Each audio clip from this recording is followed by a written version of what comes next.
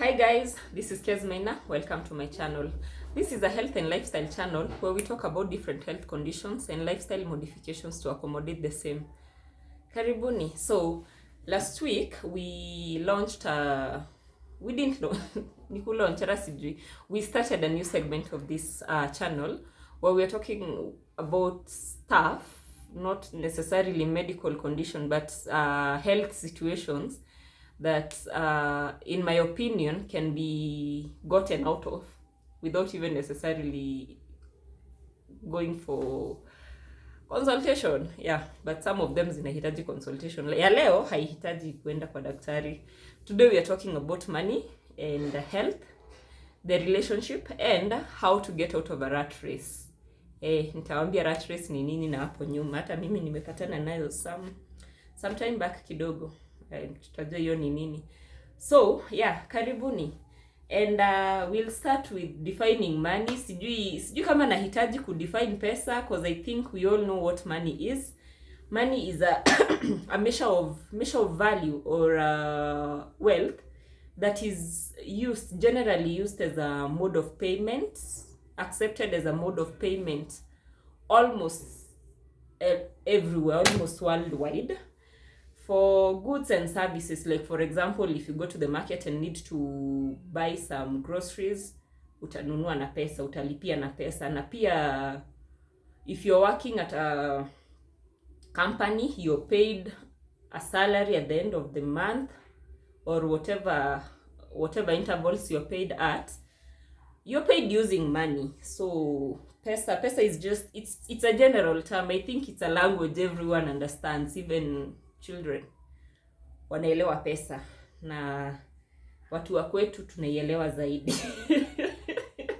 Lakini si watu wa kwetu peke yake. Si kila mtu anaelewa pesa, kila mtu anatumia pesa, na sidhani kuna mtu anachukia pesa. Na kama kuna mtu anachukia pesa niambie. Siwezi mind kukujua ndio hiyo pesa yenye hutaki. Unajua unaweza nisukumia, siwezi mind. So yeah, that is what money is. And health, I think I had defined it some time back. I can't recall when exactly, but on one of my previous vlogs nime define health. It's generally the overall well-being of a person, that is including your physical aspects, the social, emotional, psychological, na yangu pia naongeza hapo, in my opinion, financial aspect, because nitajiongelea mimi na najua watu wengine wachache wenye if they are broke, my friend, they are sick. I am even better than some of them. And also your mental status is not 100% when you do not have money, because there are so many things. And then unfortunately when you do not have money, that is the time the need for money creeps up. Sijui inatokanga wapi, hiyo ndio siku gasi naisha, tokens zimeisha, sijui mama yako anakupigia he needs sijui money to do what at home. So yes, it's the financial aspect is it is affected by, okay, health is affected by money, ama the financial aspect. Hata sijui nimesema nini, but mimi najua mmeelewa, si ndio? So now the relationship between health and money, hizo vitu mbili. So first of all, when if you're feeling unwell and you need to see a doctor, you will need to pay for consultation fee. Kuna wenye wanatumia insurance card, of which pia hiyo ina translate to money. So acha tuseme tu unahitaji kulipia consultation fee, which is money. Number 2, kuna kununua dawa. Ukishaonekana na daktari atakutuma, whether there is any lab investigations that may be required, hiyo ni pesa ingine, na pia kuchukua dawa itahitaji pesa ingine. So kuna hiyo relationship, kuna hiyo uingiano ya pesa na health yako. That is one of the things. Alafu another thing is lack of it. Vile nimesema, lack of it inaleta ugonjwa wa pesa yenye inahiliwa na pesa peke yake. Ni ukweli, na mnajua ni ukweli. And then now there is tumesema lack of it inaweza kusababishia, okay, it's not literally being sick, but you're just not okay until you get money. Am I making sense? I hope I am. Then sasa the final relationship between money and health is I'd say access to good nutrition ama good food and fitness facilities. Not necessarily easy by the, it is not necessarily tagged to money, but sometimes kunaweza kukua na hiyo intertwining ama interaction between the two, because sometimes you're staying in a neighborhood that doesn't have a place unaweza enda jogging, na pia hauwezi afford gym. That is one, but you can take a walk around. I think me with exercise, I think there's always a way of you can go around it somehow, I don't know. And then with food, I'm sure there's always places in every town you can access good food at good prices, yeah. Na pia wenye wanaishi mashamba, I think huko hata chakula inakuanga cheaper by far. Na pia wanaweza fanya barter trade. Unapelekea mtu mahindi asiage na yeye anabeba mboga kutoka kwako ama kuku. Unajua ushago maisha inakuanga mzuri. But anyway, sasa sisi unajua tuko huku kwa watu, sasa huku tunapambana tu. Huku ni lazima pesa ikue by the way, lakini ukiwa na huko mbali unaweza kuwa sorted. Juu unaweza ambia mtu hata ama mnaweza kuwa na agreement, I'll come to eat at your place today and then tomorrow we're eating at mine. Unaelewana? So anyway, that is it. Now from that tunaingia kwa rat race. Agekoyo, I will represent I am representing poleni the rat race. Rat race ni it's some sort of endless pursuit, and sometimes it's pointless. Kuzunguka, like for example, let's start like a cycle. Tumesema ni endless, it's some sort of a cycle. Like you work for the month, you go to work for a month, you're paid salary for that month, and then you pay bills, I think for that month ama for the next month, I don't know. You pay bills zenye zinakuja, I think they come at the end of the month, and then unamaliza pesa, unaanza tena that capacity. And sometimes your expenses zinazidi income yako, so sometimes you get into debt.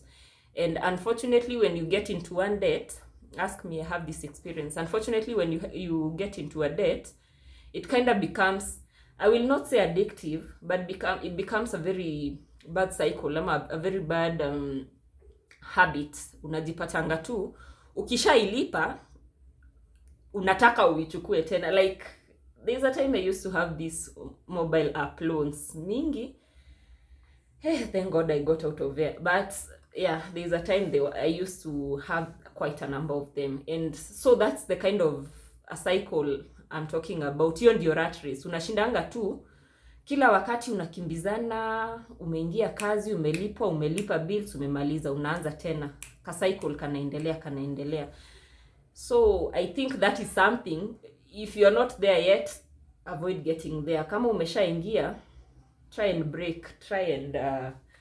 leave it, because I don't think it's quite a good situation to be in.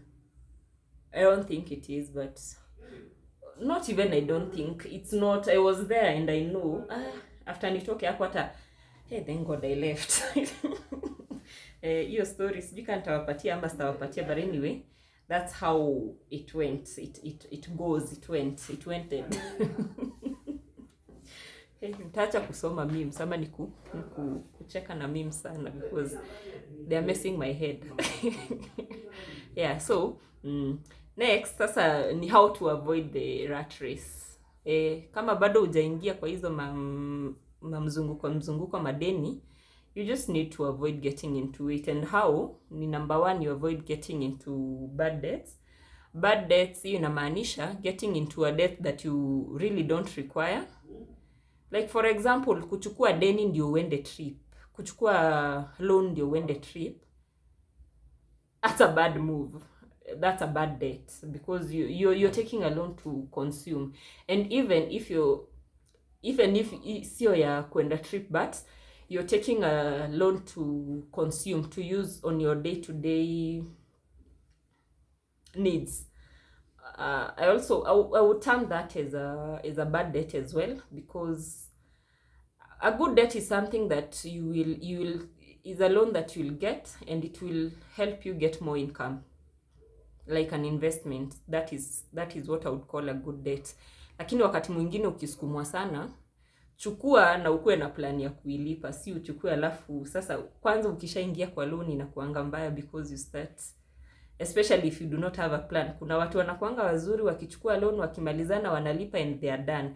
But then most people are not financially disciplined, and that's the biggest mistake tuko nayo. Unajua, by the way, most of us hatukusoma business, ama hata kama tulisoma, we didn't exactly pay attention to a lot of the things that were being taught. Plus business tulisoma, it's not even about personal finance. Ilikuwa, I think ni finance ya makampuni watu walikuwa wanasoma. Mimi sijui, by the way, I never went to a school that taught personal finance. Maybe I will enroll. Kuenda mbaya sana, but siko mbaya sana also, I think. Yeah, so avoid bad debt. That's what I was trying to say. And then the other thing is vitu ka sasa ka trip, plan in advance. Always make plans for them, and then check the hidden charges, the easy loans, the loans you're getting. Kuna charges tu zinakuanga. Always do your due diligence before you get a loan, especially these mobile apps. They're very easy to access, but then the terms and conditions are not always favorable, unapata. And then they put you in a constant state of anxiety, which is, again, not very good for your mental health. Yeah, it's not very good for your mental status. Then another thing, avoid furnishing one loan with another. What I mean by that, avoid borrowing from Jane to pay David. Nimetumia tu majina, kwanza wao ni wazazi wangu, sijui mbona wamekuja aje kwa kichwa wangu.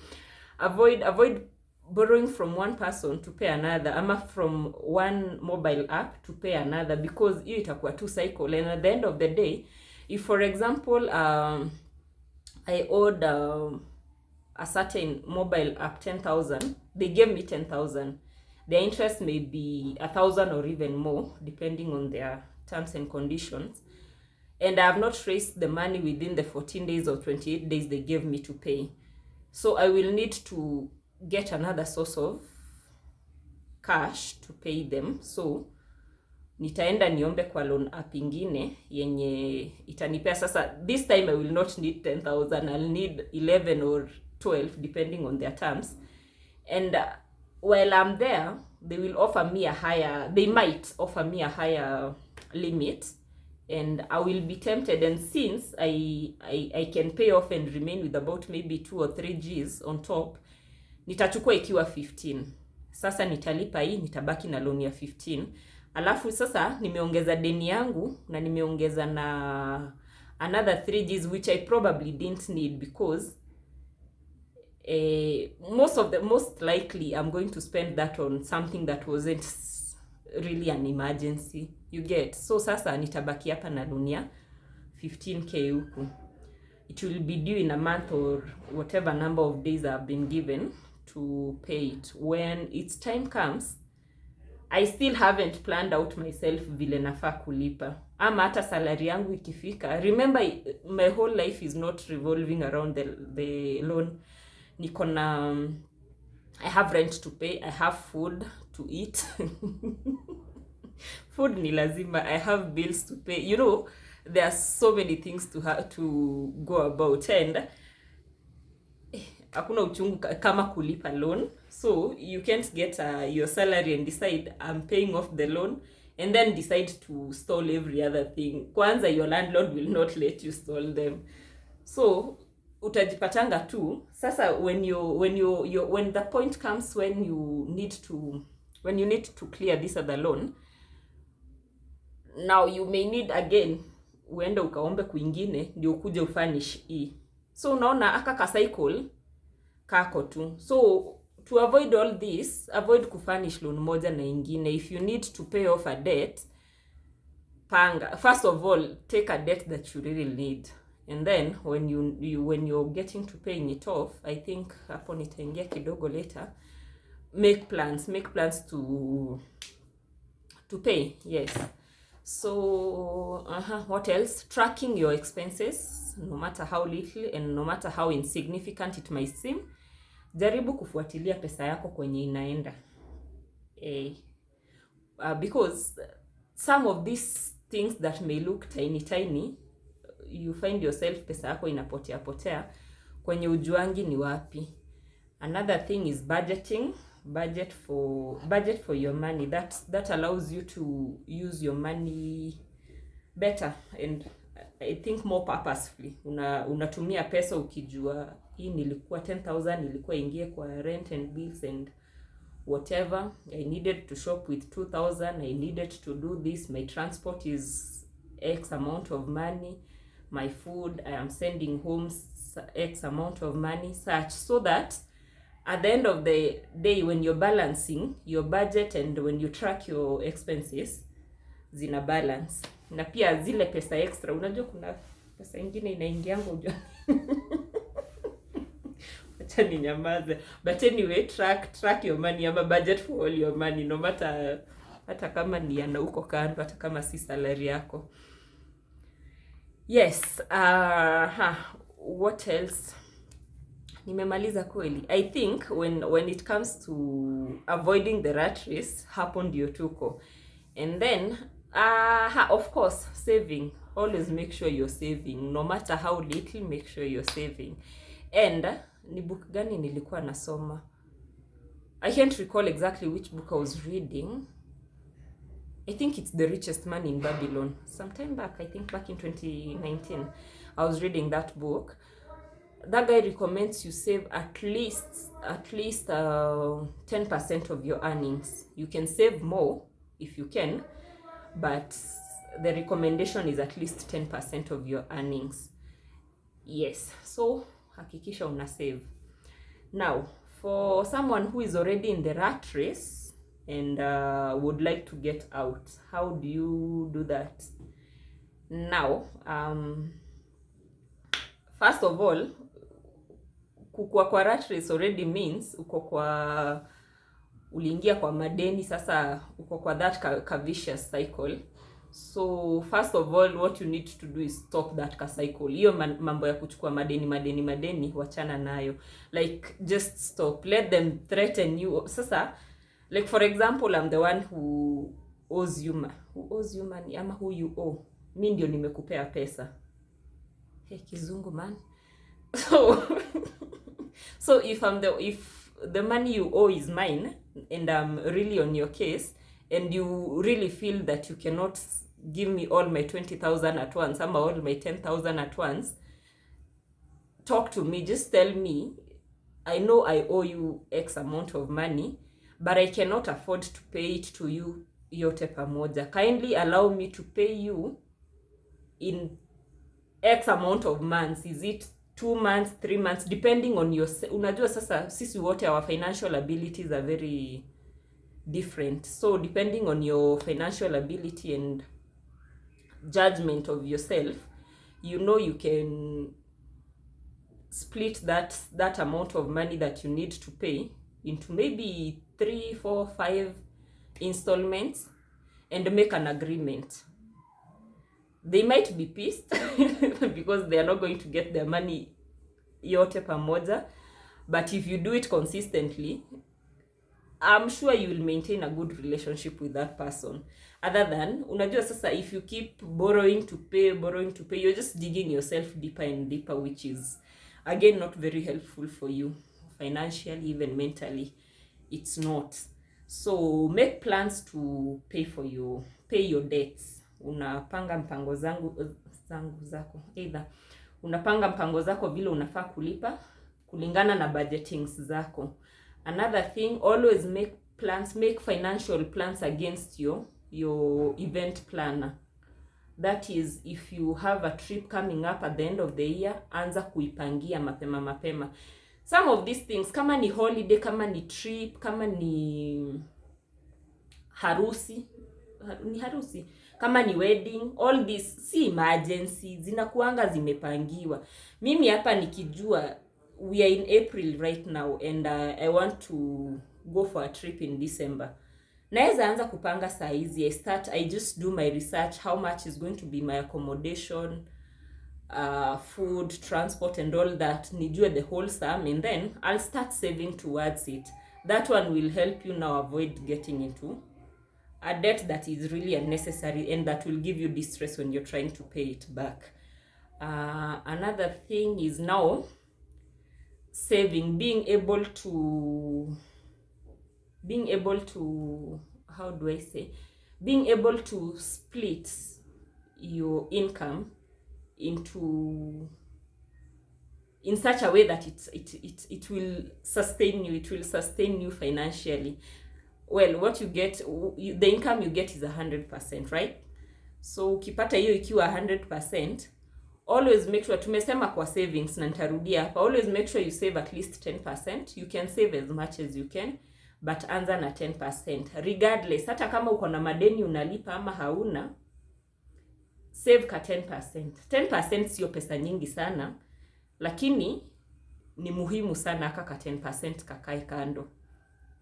For whatever reason, you'll have a rainy day in future, ama hata kama sio a rainy day, hizo savings zitakuja kukusaidia mahali. You can even invest.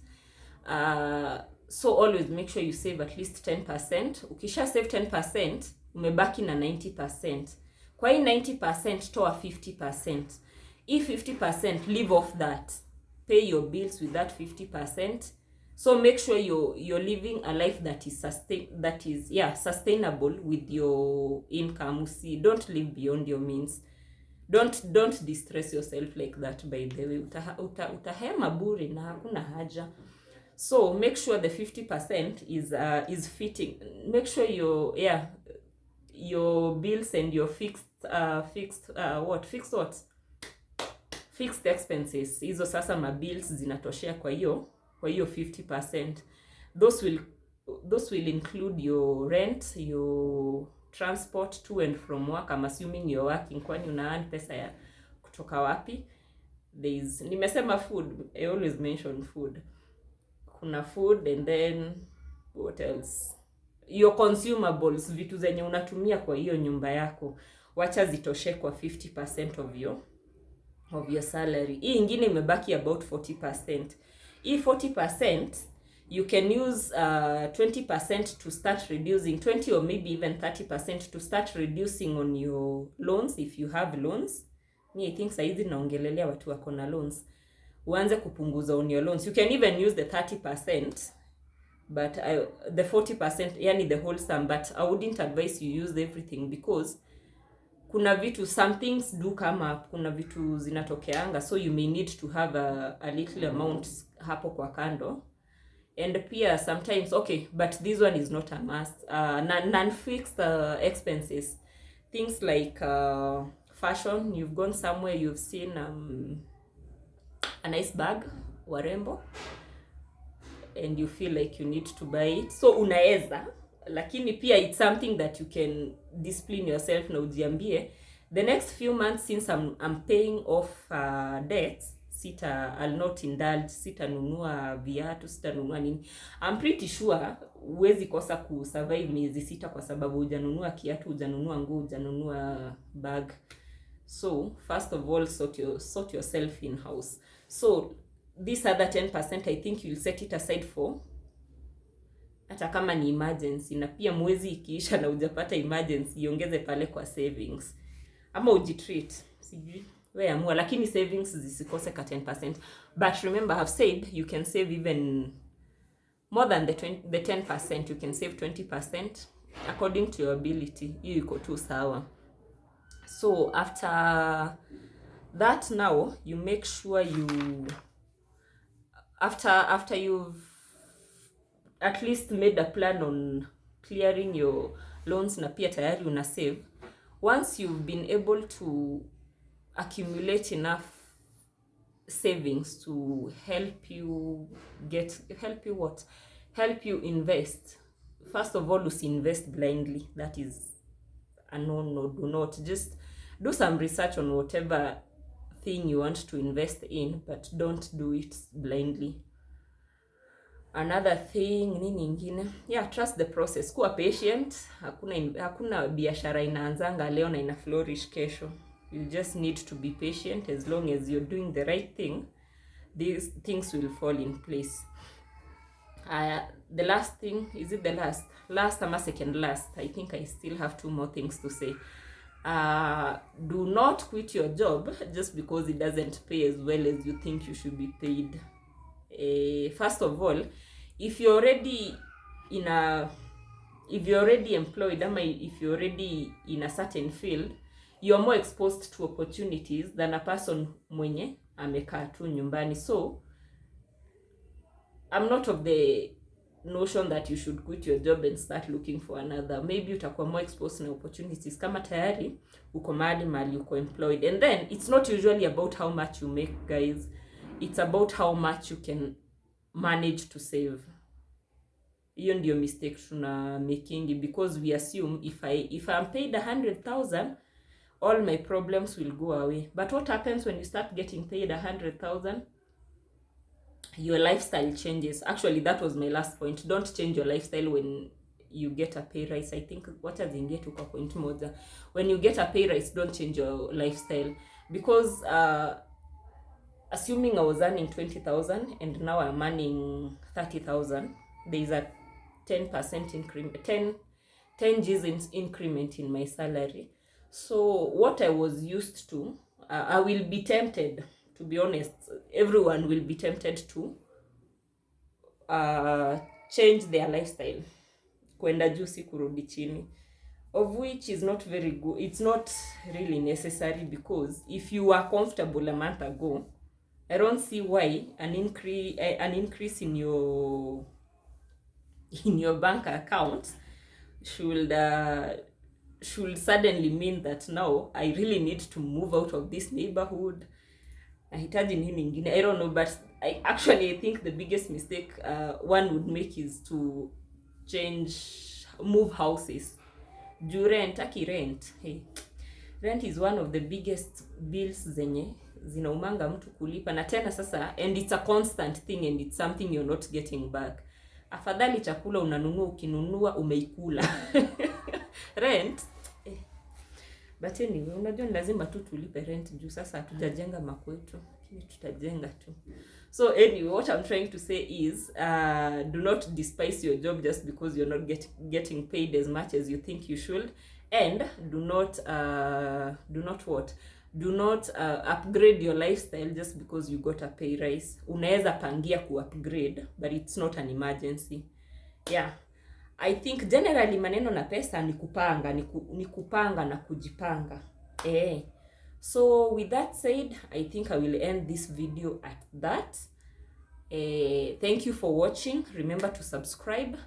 See you here next time. Next time sasa sitafanya, in my opinion, tafanya kitu ingine yenye sijui ni nini. Okay, bye.